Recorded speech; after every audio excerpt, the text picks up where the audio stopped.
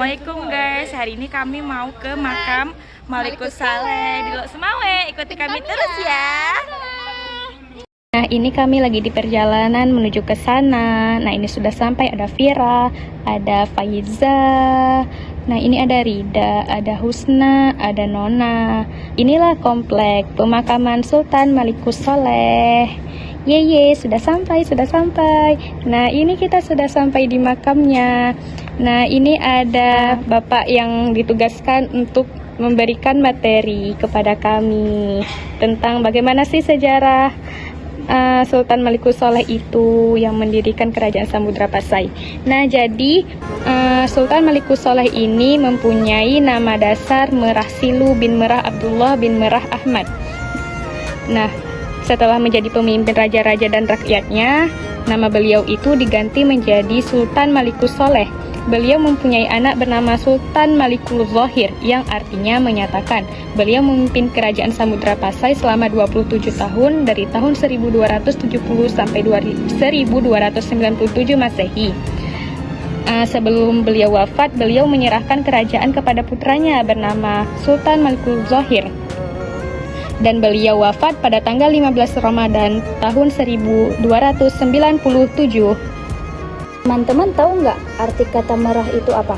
Nah, arti kata merah dipetik dari bahasa Aceh yang artinya seorang pemimpin yang disukai orang banyak yang bersifat murah hati. Karena beliau memiliki ilmu yang agama yang kuat, maka beliau diperintahkan turun ke pesisir yang belum tahu asal-usul agama mereka, sedangkan mereka sudah ramai bermukim di sana. Kalian tahu nggak kenapa mereka bermukim di sana? Sebelum beliau menjadi raja, beliau sudah ramah dengan warga sekitar, dan sekaligus beliau menunjukkan bahwa beliau seorang hamba Allah yang taat dan takwa. Dan beliau beri pandangan dan nasihat kepada orang lain. Beliau tidak langsung mengajak mereka masuk Islam, tetapi beliau menunjukkan dulu contoh perilaku yang mencerminkan akhlak yang baik. Nah, tujuan awal beliau adalah mendirikan sebuah kerajaan karena warga yang bermukim di daerah ini sudah sangat ramai dan mereka berbondong-bondong menjumpai Sultan Malikus Saleh untuk masuk Islam, dan itu yang membuat kerajaan ini semakin berkembang. Kerajaan ini dinamakan dengan Kerajaan Samudra Pasai yang berdiri pada tahun 1267 Masehi. Baik, sekarang kita masuk ke kerajaan Sultanah Nahrisyah. Sultanah Nahrisyah atau Nahrasia adalah keturunan Sultan Malik As-Saleh yang menjadi pemimpin perempuan pertama di Aceh dan memerintah kerajaan Samudra Pasai. Samudra Pasai adalah sebuah kerajaan Islam yang pertama di Indonesia yang didirikan pada tahun 1267 Masehi. Sultanah Nahrisyah mengambil alih kepemimpinan kerajaan Samudra Pasai setelah Sultan Zainal Abidin meninggal pada tahun 1405 Masehi. Sultanah Nahrisyah wafat di tahun 1428 Masehi dan dimakamkan berdampingan dengan makam ayahnya. Sultan Zainal Abidin merupakan makam terindah di Asia Tenggara.